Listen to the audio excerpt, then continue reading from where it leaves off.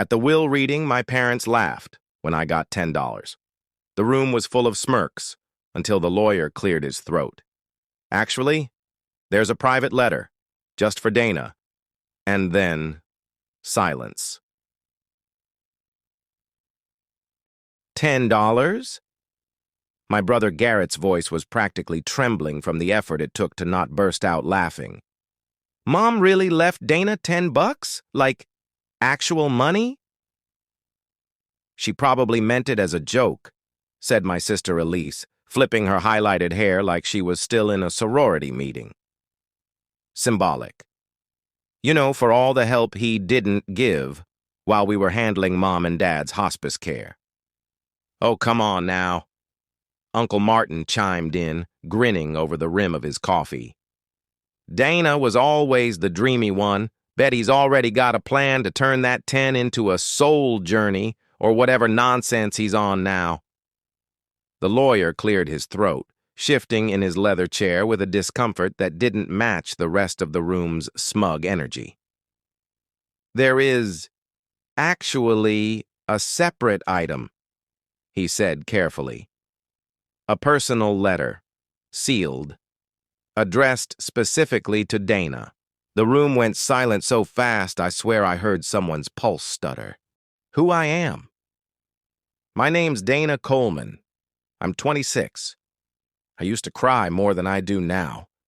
3 years ago, I left my family's perfect little Connecticut bubble and moved to Detroit with 2 bags, a Honda Civic, and an offer letter from a nonprofit nobody believed in. I called home every month, at first. Then I started getting silences, missed birthdays, family dinners without me, posted to Facebook with captions like, "Just the real ones." I kept showing up anyway, at Thanksgiving, at the hospital. When Dad stopped remembering who I was, I still fed him.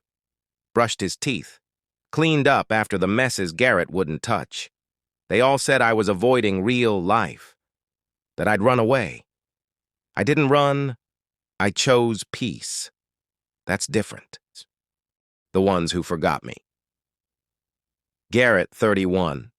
My older brother, finance guy. Always believed money meant value. He borrowed from my savings once for an investment and never paid it back. Still shows off that same watch I helped fund. Elise, 28. My sister. Performed grief like it was theater. Blocked me for a year after I missed her engagement party, which I wasn't invited to. Uncle Martin, 58. Dad's brother, executor of the estate. Treated me like a guest at my own childhood home. They weren't cruel, just indifferent. And sometimes that's worse. So what's in the letter? Garrett asked, arms folded like he was ready to fight a ghost. I haven't read it yet. Bet it's a "sorry we failed you" pity note, Elise said, sipping her cold brew. Or worse, some spiritual nonsense about how you're special. Elise, the lawyer said firmly. It's private. It was sealed, handwritten, and placed in the will instructions 6 months ago. Dana has the right to read it without pressure. My fingers were already tracing the edges of the envelope. I looked at Mom's handwriting, sharp, familiar, unfinished in a way I couldn't explain. You know, Garrett said, voice sharper now, you weren't here when it mattered. Me and Elise took turns driving Dad to appointments. Martin handled the bills. And you? You popped in with your therapist voice and tried to connect. But when the hospice nurse asked who should make the final call, you didn't even answer. The words landed hard. I wanted to speak, but I remembered that call. I had answered. I said, pull the plug. No one wanted to hear it. They kept him alive 3 more weeks for them, not for him. I stood up and walked to the kitchen. The letter stayed in my hand. It felt heavier now. In the top drawer, right where I knew it would be. I pulled out the photo. A small Polaroid, faded on the edges, me and Mom. In the hospital lounge. It was the day she told me she was changing her will. They'll never understand how much you've already given up, she whispered. but I do. And I need to make it right. I never told them about that day. I didn't think it would matter, but maybe now it did. I stepped back into the room, pulled a USB drive from my pocket, and placed it on the lawyer's desk. "What's that?" Elise asked. "An audio file," I said. "From last December, recorded with Mom's permission. It's her reading part of the letter aloud, in her words." The lawyer plugged it in. Her voice filled the room, soft, weak, but clear. "To my son Dana, the only one who ever saw me, even when I couldn't see myself." Elise's mouth opened. Garrett looked away. Uncle Martin sank into the couch. "This isn't about punishment. It's about truth and fairness. They'll understand one day, maybe not today, but I trust you to carry this part of me." "She was manipulated," Garrett said, standing. "This is emotional blackmail." "She was dying." "Garrett," I replied calmly. "Not stupid, not weak, just finally honest." Elise was crying now, but silent.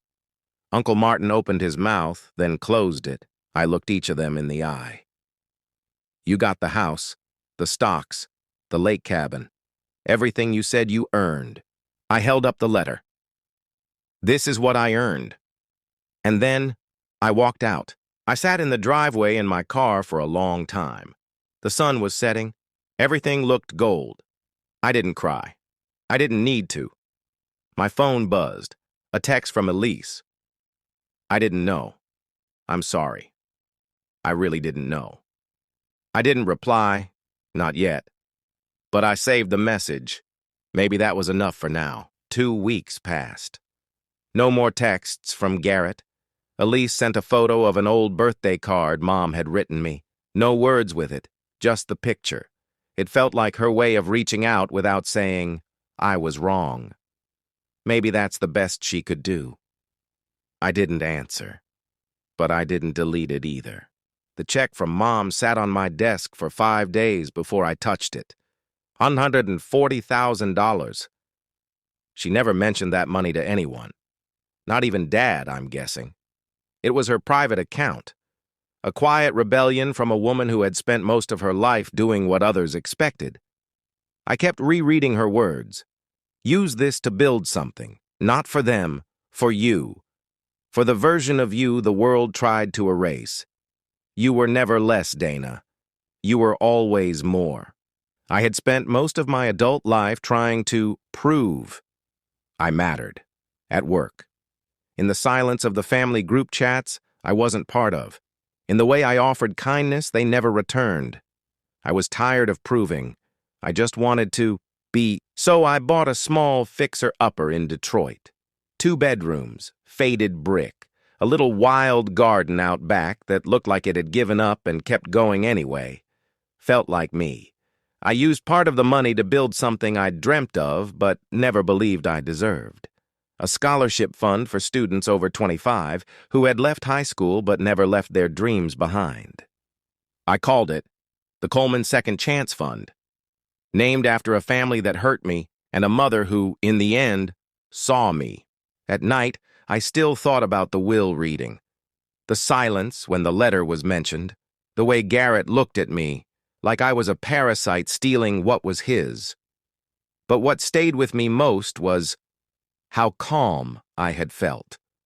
I'd waited years for someone in that room to acknowledge me, and in the end, the only person who did had already died, and somehow that was still enough. One afternoon, Elise emailed me. She was coming to Detroit for a weekend, some business conference. "No pressure," she wrote. "But if you want to grab coffee, I'd like to try, just once. I miss you, even if I didn't show it right." I stared at the message for a long time. She had never said she missed me. Not when I left for college, not when I moved away. Not when I called and she didn't answer, so this was something. I said yes. We met at a small cafe near my house. Nothing fancy. She looked older than I remembered. Not in a bad way, just realer. She ordered tea. I ordered black coffee, and for the first 10 minutes, we didn't talk about the will or the money or mom. We talked about music and books we read and how hard adulthood had turned out to be for both of us. Eventually, she said softly, "You didn't deserve how we treated you." She didn't say, "Sorry." She didn't try to explain it away. She just looked at me like she actually saw me. Not as the black sheep or the ghost of mom's guilt or the one who left, just me. "Thank you," I said. I didn't need the apology, but I needed this. Later that night, she texted me a photo, a hand-drawn picture I made in 3rd grade. It was me holding hands with a woman labeled Mom. Underneath it said, in crooked pencil, "One day I'll build us a home where no one gets left out."